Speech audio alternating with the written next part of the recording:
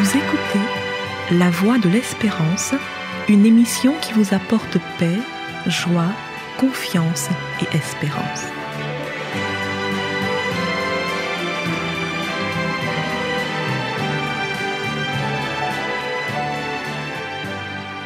Bonjour la Guyane et bonjour à tous depuis la Guyane. Ce lundi 19 septembre restera dans l'histoire comme la date de l'enterrement de la souveraine britannique Élisabeth II à l'âge de 96 ans après un long règne de 70 ans. Cette cérémonie qui a été largement diffusée et suivie dans le monde entier a rassemblé plus de 500 chefs d'État et de gouvernement à Londres. Visiblement, la personnalité et l'action de cette reine étaient globalement appréciées, même au-delà de son pays. Ces funérailles grandioses, dont le coût exact n'a pas été officiellement communiqué, auraient coûté plusieurs millions d'euros. En même temps, les 2 millions de personnes venues à Londres pour l'événement ont largement alimenté l'économie britannique. Un enterrement qui a été à l'image de la vie de la souveraine, dans le luxe et entouré d'honneur. Assurément, cet enterrement restera dans les mémoires, restera dans l'histoire. Mais il ne nous fera pas oublier celui d'un autre roi qui, par opposition, a eu des funérailles d'une extrême sobriété. Il s'agit des funérailles de Jésus, qui est en même temps le roi de l'univers et le roi de l'humilité, du service et de la simplicité. Beaucoup ne l'ont pas reconnu ou accepté comme roi, mais il est bel et bien roi, même s'il n'a pas eu le courage de le libérer, alors qu'il était convaincu de son innocence. Pilate, le gouverneur romain de l'époque, savait que Jésus était roi, puisque la Bible nous dit qu'au moment où Jésus fut crucifié, Pilate fit une inscription qu'il plaça sur la croix et qui était ainsi conçue: Jésus de Nazareth, roi des Juifs. Beaucoup de Juifs lurent cette inscription parce que le lieu où Jésus fut crucifié était près de la ville. Elle était, cette inscription, en hébreu, en grec et en latin. Mais il faut savoir que tous n'ont pas apprécié cet hommage que Pilate fit à Jésus. Puisque la Bible nous dit encore dans le même récit, c'est-à-dire dans Jean chapitre 19, que les principaux sacrificateurs des Juifs dirent à Pilate: « N'écris pas roi des Juifs, mais écris qu'il a dit « Je suis roi des Juifs ». Mais Pilate répondit, d'après les Écritures, « Ce que j'ai écrit, je l'ai écrit ». Fin de citation. La royauté de Jésus va au-delà de ce que Pilate avait perçu. Jésus n'est pas seulement le roi d'une nation, il est, selon les Saintes Écritures, l'agneau, en référence à son sacrifice, mais en même temps, il est le roi des rois et le seigneur des seigneurs.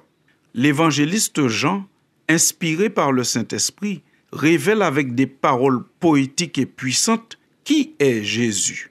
Quand il dit au début de son évangile: « Au commencement était la parole, et la parole était avec Dieu, et la parole était Dieu. Elle était au commencement avec Dieu, et toutes choses ont été faites par elle, et rien de ce qui a été fait n'a été fait sans elle. Et la parole a été faite chair, et elle a habité parmi nous, pleine de grâce et de vérité, et nous avons contemplé sa gloire, une gloire comme la gloire du Fils unique venu du Père. » Fin de citation. Par amour pour l'humanité, Jésus, qui possède comme son Père la nature divine, a accepté de s'incarner pour devenir une victime expiatoire, un modèle, une source d'inspiration et de motivation pour tous les hommes. Mais pour autant, il n'a pas cessé d'être roi de l'univers. Il est devenu roi de l'humilité,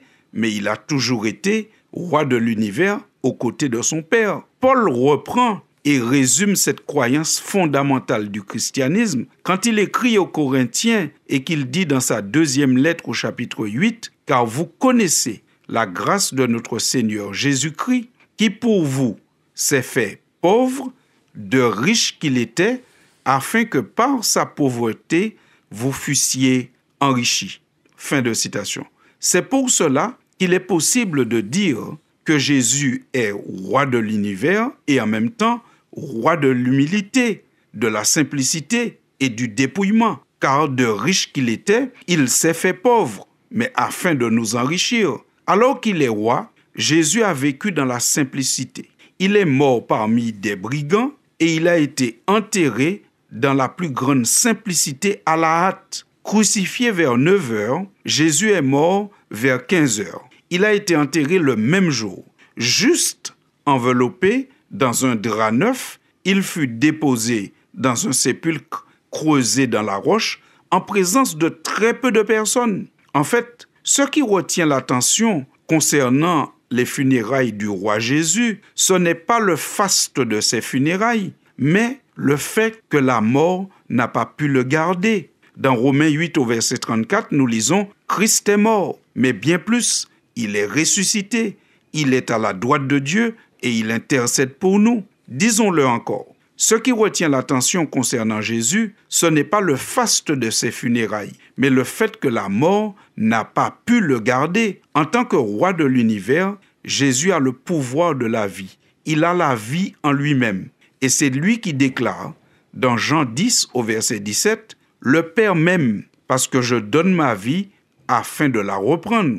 Personne ne me l'ôte, mais je la donne de moi-même. J'ai le pouvoir de la donner et j'ai le pouvoir de la reprendre. Tel est l'ordre que j'ai reçu de mon Père. » Parole du Christ à retrouver dans l'Évangile de Jean au chapitre 10. Peu importe notre nationalité, il est possible de devenir sujet du roi Jésus, sujet du roi de l'univers et du roi de l'humilité. Lui qui a le pouvoir de donner la vie, ce qui est le bien le plus précieux. Après avoir compris cela, Paul est devenu chrétien et il est devenu apôtre. Il s'est converti au Christ et il invitait tous les humains à entrer dans la joie et à avoir la foi en la résurrection pour accéder à la vie éternelle. C'est ainsi qu'il disait à son ami Timothée, « Je t'enjoins, je t'engage, je te recommande devant Dieu, qui donne la vie à tous les êtres, et devant Jésus-Christ, qui a rendu témoignage par son bel acte de reconnaissance devant Ponce Pilate, je t'en conjure, garde le commandement sans tache, sans reproche, jusqu'à la manifestation de notre Seigneur Jésus-Christ, que produira en son temps le bienheureux et seul souverain, le roi de ceux qui règnent en roi et le seigneur de ceux qui dominent en seigneur, lui qui seul possède l'immortalité, qui habite une lumière inaccessible qu'aucun homme n'a pu voir ni ne peut voir. À lui, honneur et pouvoir éternel. Amen. La terre a connu beaucoup de rois et de reines. Certains étaient plus ou moins appréciés. Certains étaient des bons rois ou des reines favorables à leur peuple. D'autres étaient des rois méchants. Mais la Bible nous révèle l'histoire du roi des rois et du seigneur des seigneurs. Le seul roi qui possède la vie en lui-même et que la mort n'a pas pu retenir. Alors, nous sommes donc tous invités à devenir sujets de ce roi qui nous promet la vie éternelle dans un royaume éternel. À vous tous, je dis à bientôt.